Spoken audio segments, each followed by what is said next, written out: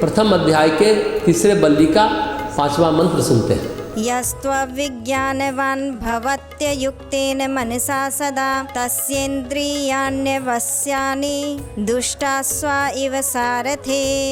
जो सदा विवेकहीन, बुद्धि वाला और अवशीभूत चंचल मन से युक्त रहता है, उसकी इंद्रियां असावधान सारथी के दुष्ट घोड़ों की भांति वश में न रहने वाली हो जाए। गीता प्रेस की व्याख्या कहती है, रथ को घोड़े ही चलाते हैं, परंतु उन घोड़ों को चाहे जिस ओर चाहे जिस मार्ग पर ले जाना लगाम हाथ में थामे हुए बुद्धिमान सारथी का काम है। इंद्रिय रूपी बलवान और दुर्धर्ष घोड़े स्वाभाविक ही आपात रमणीय विषयों से भरे संसार रूपी हरी हरी घास के जंगल की ओर मनमाना दौड़ना चाहते हैं, परंतु यदि बुद्धि रूपी सारथी मन रूपी लगाम को जोर से खींचकर उन्हें अपने वश में कर लेता है, फिर घोड़े मन रूपी लगाम के सहारे बिना चाहे जिस ओर नहीं जा सकते। यह सभी जानते हैं कि इंद्रियां विषयों का ग्रहण तभी कर सकती है जब मन उसके साथ होता है। घोड़े उसी ओर दौड़ते हैं जिस ओर लगाम का सहारा होता है, पर इस लगाम को ठीक रखना सारथी की बल बुद्धि पर निर्भर करता है।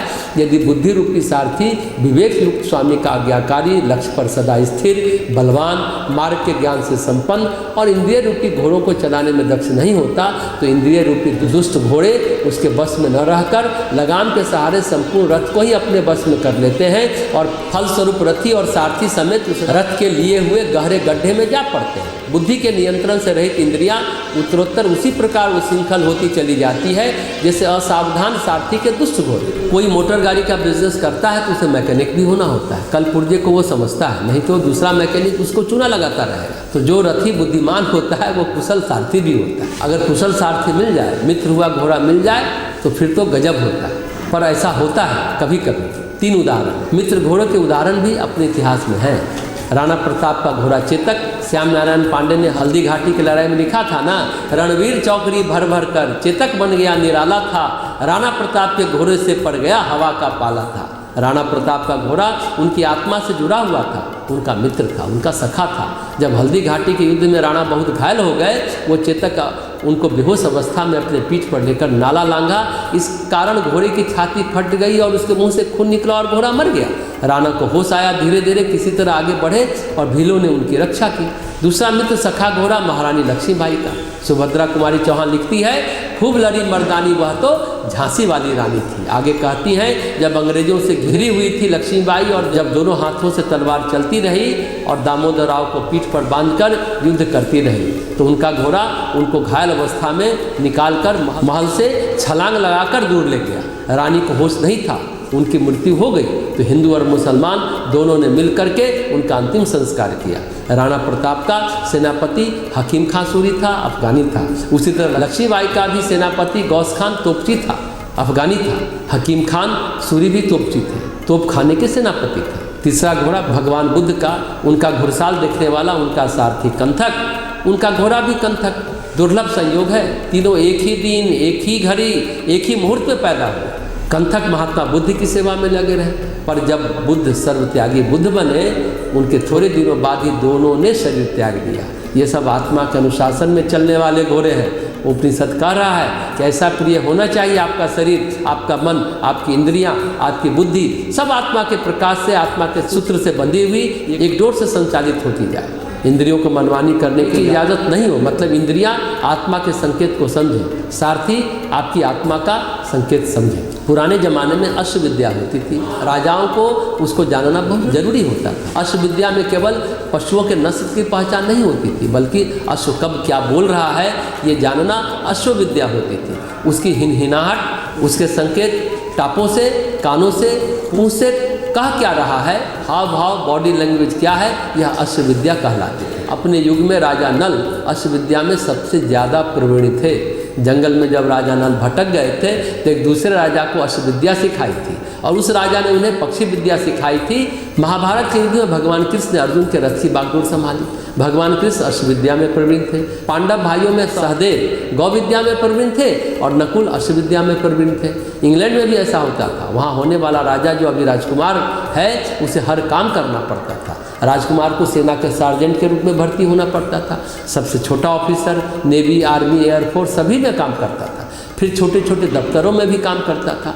भगवान कृष्ण बहुत कुशल थे रथ संचालन में। कर्ण के पालक पिता अधिरथ धृतराष्ट्र के सारथी थे। जब उन्होंने धृतराष्ट्र से कहा कि हम अभी सारथी का दायित्व छोड़ना चाहते हैं। तो भीष्म पितामह बहुत चिंतित हो गए कि धृतराष्ट्र तो वैसे ही अंधा है और सारथी केवल घोड़े का नियंत्रण नहीं करता, वह राजा का एक घनिष्ठ मित्र होता है। जो घनिष्ठ मित्र नहीं हो सकता वह सारथी नहीं हो सकता। अब भीष्म पितामह ने पूछा आखिर रथ कौन चलाएगा? तो अधिरथ ने कहा मैं अपने ही कुल के व्यक्ति को लाया हूँ जो आपकी वैसे ही सेवा करेगा जैसे मैं करता हूँ और आपके साथ वैसे ही मित्रता निभाएगा जैसे मैं निभाता हूँ। महाभारत में धृतराष्ट्र के 2 सारथी की चर्चा है, एक अधिरथ और दूसरा संजय, जो अंत तक साथ निभाता रहा। सभी ने साथ छोड़ा पर संजय ने धृतराष्ट्र का साथ नहीं छोड़ा। उसी तरह कृष्ण मित्र थे अर्जुन के, सखा थे अर्जुन के, घनिष्ठ थे अर्जुन के और सारथी थे अर्जुन के। यानी बुद्धि का आत्मा का मित्र होना, सघन निष्ठ होना अनिवार्य है, आत्मा का दुश्मन होना नहीं। इसलिए भगवान कहते हैं प्रज्ञा का प्रकाशित होना, बुद्धि का प्रकाशित होना, आत्मा के संकेतों पर चलना, आत्मा की रक्षा करना। जैसे सारथी रथी की रक्षा करता है उसी तरह आत्मा की रक्षा करना, जीवात्मा को कुमार पर न जाने देना, जीवात्मा को खाई प्रदेश से निकाल लेना, जीवात्मा को संकट से उबार देना बुद्धि रूपी सारथी का धर्म है। शत्रुओं की व्यूह रचना को तोड़ करके निकल जाना ये सारथी का काम होता है, यानी यही कार्य बुद्धि का होता है। जो विचारशील लोग हैं जब परेशानी में फंसते हैं तो शांत होकर बुद्धि का सहारा लेते हैं, क्योंकि सबसे ज़्यादा घनिष्ठ भरोसेमंद बुद्धि है। अगर बुद्धि भ्रष्ट हो जाए तो फिर जीवात्मा का पतन है। सारथी को अश्वविद्या में प्रवीण होना चाहिए, उसी तरह बुद्धि को इंद्रिय विद्या में प्रवीण होना चाहिए, इंद्रिय कुशल होना चाहिए। भटकती बहकती इंद्रियों को सन्मार्ग में लाना बुद्धि का काम है। जिस तरह अश्व संचालन सारथी का कर्तव्य है उसी तरह इंद्रिया संचालन बुद्धि का कर्तव्य है। जो कुशल सारथी होता है वह बिगड़ैल से बिगड़ैल घोड़े को वश में कर लेता है, उसी तरह से बुद्धि बिगड़ैल से बिगड़ैल इंद्रियों को सही दिशा देने में सफल हो जाता है। सबसे बिगड़ैल 2 इंद्रियां, एक जीव और दूसरा जनन इंद्रिया। शास्त्रों में कहा गया है जो जिह्वा को और जनन इंद्रियों को काबू में कर लेता है वह धरती को जीत लेता है। जिसने मन को वश में कर लिया उसने ब्रह्मांड को वश में कर लिया। मन क्या है? लगाम, जो इंद्रियों को काबू में रखता है। सारथी ऐसा जिसके लगाम और घोड़े दोनों बस में हो अपने रथी के हित में, यानी आत्मा के हित में। एक सारथी भगवान कृष्ण और एक सारथी बनाया कर्ण ने महाराज शल्य को। शल्य भी कृष्ण की तरह अष्टविद्या में निपुण थे, लेकिन वे कर्ण के मित्र नहीं थे। पहले तो गुस्सा गए कि यह सूत पुत्र हमें सारथी बना रहा है, यह अभिमान था उनको। कर्ण ने बहुत कोशिश की मित्र बनाने की, लेकिन वे मित्र नहीं बने। मित्र नहीं बनने के कारण कर्ण अर्जुन के साथ द्वय युद्ध नहीं कर पाए। शल्य लगातार उनका मनोबल छीन करते रहते थे। जब जयद्रथ का युद्ध हुआ, युद्ध करते करते जयद्रथ के समीप आ गए पर जयद्रथ मिल नहीं रहा था, तो भगवान कृष्ण बोले अर्जुन ये घोड़े बहुत थक गए हैं और तुम भी थक गए हो, तुम भी थोड़ा विश्राम कर लो। अर्जुन ने कहा सूर्यास्त से पहले तो वध करना है ना। तो कृष्ण ने कहा मैं भी जानता हूँ। अर्जुन ने उसी जगह बाण के द्वारा खोद करके सरोवर निर्मित किया और घोड़ों को पानी पिलाया और भगवान कृष्ण ने घोड़ों को स्पर्श कर उनकी सेवा की, घोड़े चैतन्य हो गए। अर्जुन को भगवान कृष्ण ने अपनी मित्रता के स्पर्श से तरोताजा कर दिया। चैतन्य होकर अर्जुन जयद्रथ वध के लिए पुनः संकल्पित हो गए। भगवान कृष्ण ने माया रची और जयद्रथ का वध करा दिया। हारे हुए रथी को विजय दिलवा दी। सूर्यास्त हो रहा था और जयद्रथ नहीं मिल रहा था, लेकिन भगवान कृष्ण ऐसे कुशल सारथी जिसने जयद्रथ का वध करवा दिया और हारे हुए रथी को विजय दिलवाई।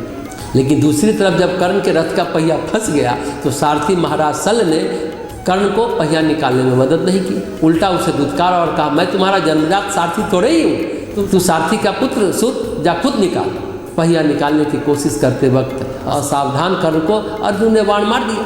तो उपनिषद कहता है कि अगर सारथी विवेकहीन है, उसे होश नहीं है और जो लगाम है वह कहाँ जा रहा है उसे पता नहीं है, ऐसे असावधान सारथी के रथी का और उसके घोड़े का कोई भविष्य नहीं है। घोड़े भी लूले लंगड़े हो जाएंगे, यानी इंद्रियां शिथिल हो जाएगी। अगर बुद्धि उनको खान पान रहन सहन सही तरीके से बताए तो इंद्रियां कभी शिथिल नहीं होंगी। सारथी का कर्तव्य है रथ घोड़े लगाम सबकी एक साथ साथ संभाल करे। जब सारथी यानी बुद्धि प्रज्ञावान होती है, रथ यानी शरीर का, लगाम यानी मन का, अश्व यानी इंद्रियों का साथ संभाल करती है, रथी यानी आत्मा के हित में, तब बात बनती है। तब रथी यानी आत्मा आत्म विजय और लोक विजय को प्राप्त कर। सारथी के कारण ही रथी विजेता होता है, यानी कि जिसकी बुद्धि सही है वह व्यक्ति आत्मवान भी हो सकता है और लोक प्रतिष्ठित भी हो सकता है। एक बात और समझने की है, चाहे राणा प्रताप का घोड़ा चेतक हो, चाहे महारानी लक्ष्मीबाई का घोड़ा हो, चाहे बुद्ध का सारथी और घोड़ा कंथक हो, एक दूसरे के मित्र हैं और संस्कार भी है पूर्व कर्म का। पूर्व कर्म जनित प्रेम है। देखिए प्रेम विचारधारा नहीं है, वह भावना है। शुद्ध पवित्र निर्मल भावना है और ऐसी भावना है जिसका संबंध जीव से होता है, जीवन से होता है, पद और प्रतिष्ठा से नहीं होता है। पद प्रतिष्ठा तो व्यापार है। अभिभावक लड़का लड़की के सुखपूर्वक रहने की व्यवस्था करते हैं, पर प्रेम की व्यवस्था थोड़ा ही करते हैं। ये तो 100% कर्म के अनुसार तय होता है। अब यमदेव स्वयं सावधान होकर अपनी बुद्धि को विवेकशील बनाने का लाभ बतलाते हैं, जो अगले मंत्र में सुनते हैं।